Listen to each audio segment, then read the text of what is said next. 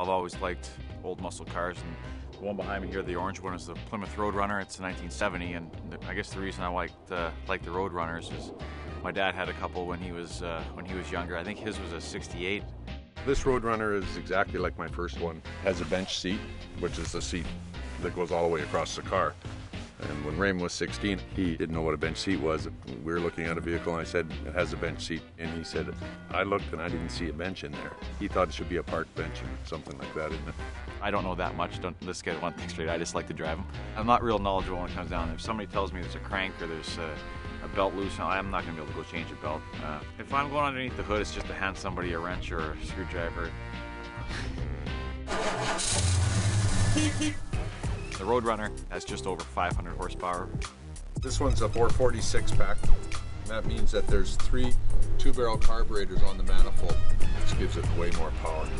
The one in the middle is a 69 Camaro, and the far one's a 1970 Chevelle 454, so it's a big, powerful beast.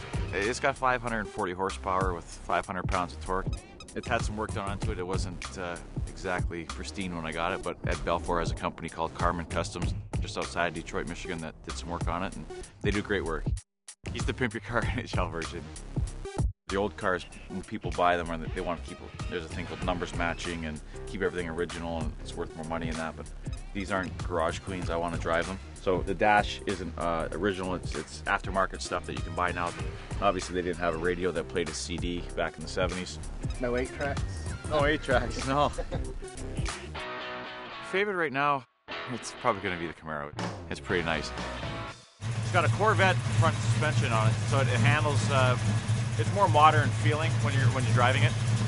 I don't have any good-looking girls put in the car right now, so I'll put my dad in there as best, fill it in as best I can. The interior on this one is probably the best of any of them. The steering wheel is made to look like the rims on the outside here. A lot of attention to detail went into this one on the interior.